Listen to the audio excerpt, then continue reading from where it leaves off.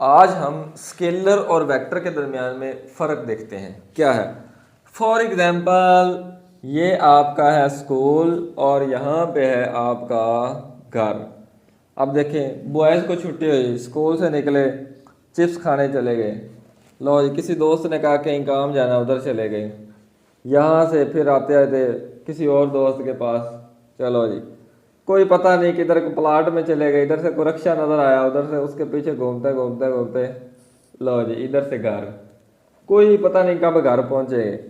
Girls को छुट्टी, girls का क्या सीन है, गर्ल्स ने इधर से निकलना है, चलो जी सीधा घर को मुंह।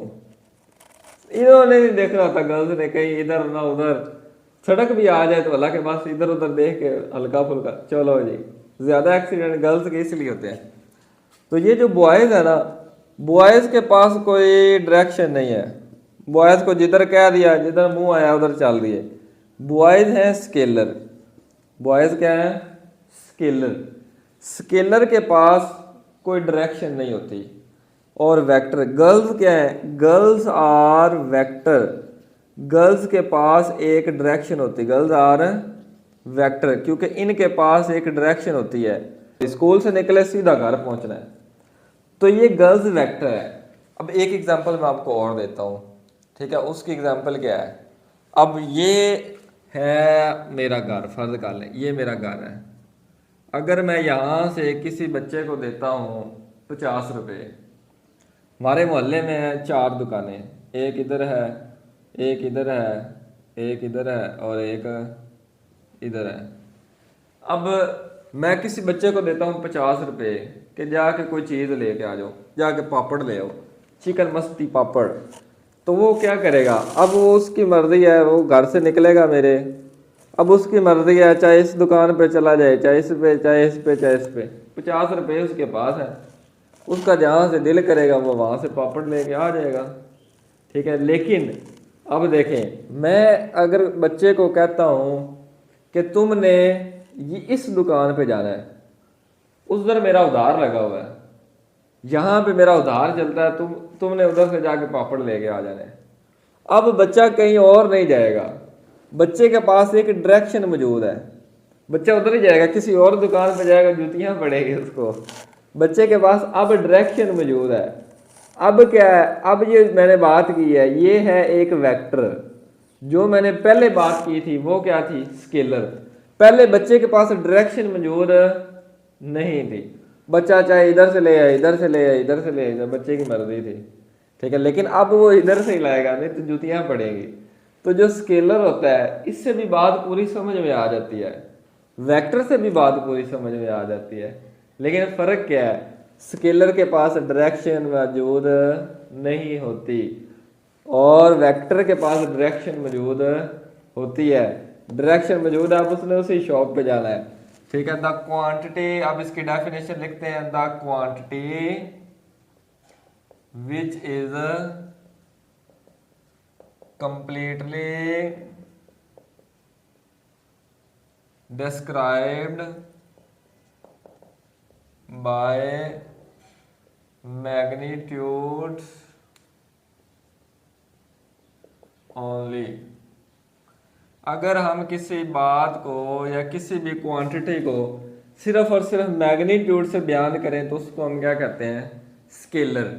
अब यही डेफिनेशन वेक्टर में लिखनी, बस मैग्नीट्यूड के साथ क्या लगा देनी? डायरेक्शन।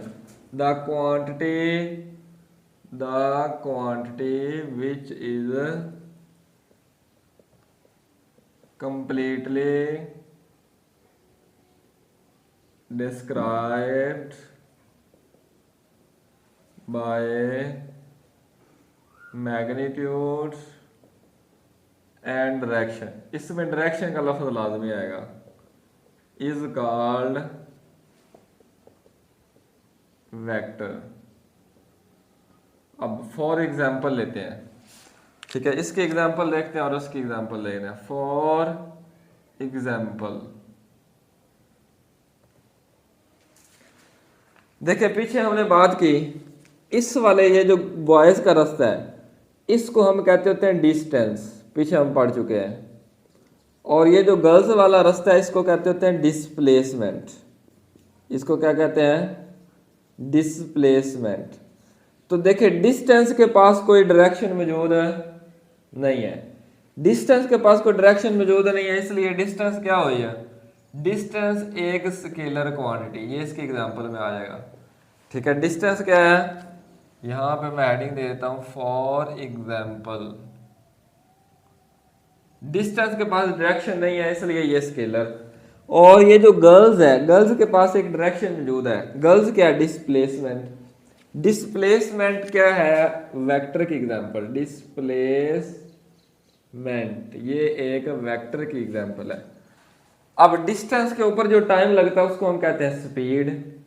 ठीक है, इस रास्ते पर बॉयज को घर जाने में कितना टाइम लगा, उसको स्पीड, क्योंकि डिस्टेंस को टाइम पे डिवाइड कर रहे हैं तो स्पीड भी क्या हुई, स्पीड भी एक स्केलर, क्योंकि डिस्टेंस स्केलर है इसलिए स्पीड भी क्या होगी, स्केलर हो गई। अब डिस्प्लेसमेंट के ऊपर जो टाइम लगता है उसको कहते हैं वेलोसिटी। ठीक है, क्योंकि डिस्प्लेसमेंट एक वेक्टर है तो वेलोसिटी भी क्या हो गई, वेलोसिटी भी एक वेक्टर हो गई। आगे वेलोसिटी के ऊपर जो टाइम लगे उसको एक्सेलरेशन कहते हैं, तो एक्सेलरेशन भी क्या होगा, एक्सेलरेशन भी एक वेक्टर होगा।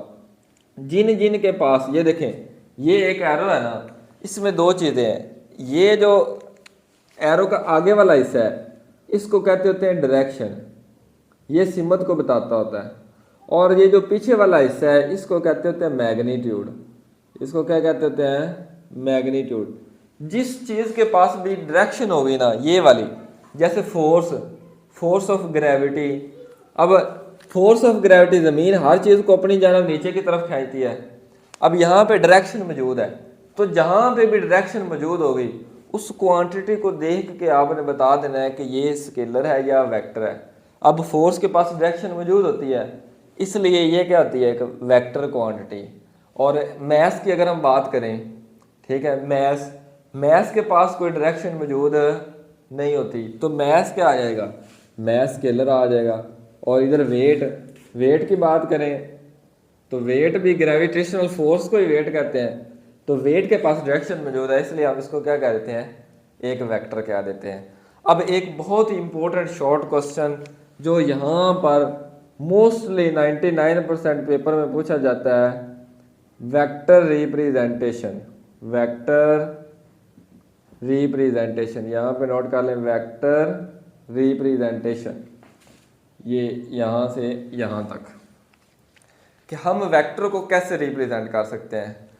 यहाँ पे इसका आंसर देखें, for the vector representation, for the vector representation we use bold letters, bold letters, ये समझा देता हूँ मैं कैसे, arrow, arrow, r arrow, r bar. Vector को अगर हमने लिखना हो तो हम फर्ज कर लीजिए, देखिए एक वेक्टर है तो या तो हम उसको क्या कर देंगे, बोल्ड कर देंगे, यानी कि मोटा करके लिख देंगे, इससे पता चल जाएगा कि वेक्टर और स्केलर में फ़र्क पता चल जाएगा, ये एक वेक्टर को शो किया जाता है।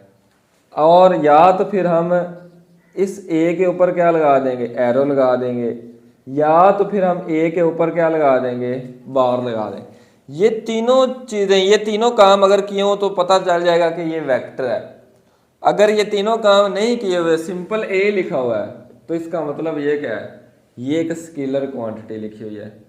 तो हमें लिखने से भी पता चल जाता है, वेक्टर को रिप्रेजेंट करने के लिए या तो बोल्ड या एरो या ऊपर बार लगा दी जाती है। तो इसको नोट कर लीजिए, बहुत इंपॉर्टेंट शॉर्ट क्वेश्चन है वेक्टर रिप्रेजेंटेशन, ये अक्सर पूछा जाता है। अब इस सारे को नोट करें, इजाज़त दें, अल्लाह हाफिज़।